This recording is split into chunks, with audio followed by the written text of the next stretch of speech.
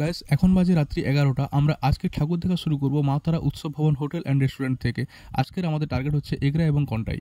গাড়িটি পার্ক করে আমরা বাইরে ওয়েট করছি, কারণ ভেতরে সমস্ত টেবিলে বুকড আছে। আজকে আমরা পুরো ফ্যামিলি একসাথেই বেরিয়েছি, মা, বাপি, দাদা, বৌদি, কাকাই, আমি, মন, আমাদের মুন্নি, আমরা সবাই একসাথেই বেরিয়েছি। দেখতে পাচ্ছ বাইরে সবাই ওয়েট করছি, ওখানে ভেতরে সমস্ত টেবিল বুকড আছে বলে। দাদা এখানে একটু সময় পেয়ে দেখতে পাচ্ছ আমাদের মুন্নির সাথে জটকামটকা খেলাতে ব্যস্ত। খুব লেট হচ্ছে দেখে মেনু কার্ডটা আমরা নিজে থেকে হাতে নিয়ে নিয়েছি, যাতে খাবারটা অ্যাটলিস্ট সিলেক্ট করে রাখতে পারি, তাহলে কাজটা অনেকটাই এগিয়ে থাকবে। সো সেটাই এখন চলছে।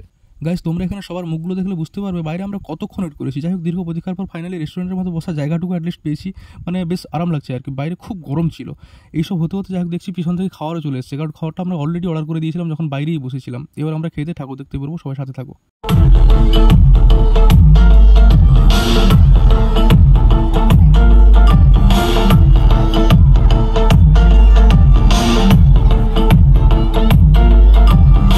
গাইস তোমরা এক্ষুনি যে প্যান্ডেলটি দেখলে, ওই প্যান্ডেলের মধ্যে এই মা দুর্গা রয়েছেন। তোমরা কে কে এই প্যান্ডেল এবং মা দুর্গা দেখেছো এগরা নবরূপ ক্লাবের, তারা কমেন্টে অবশ্যই জানাও, এবং কেমন লেগেছে সেটাও জানাতে ভুলো না কিন্তু। গাইস এবার আমরা চলে এসেছি এগরা মিউনিসিপ্যালিটির কাছে প্যান্ডেল দেখতে। এখানে কিন্তু প্রত্যেক বছরই খুব সুন্দর প্রতিমা এবং প্যান্ডেল হয়। তোমরা এবছর কে কে দেখেছো কমেন্টে জানাও, আর কেমন লেগেছে সেটাও কিন্তু জানিও।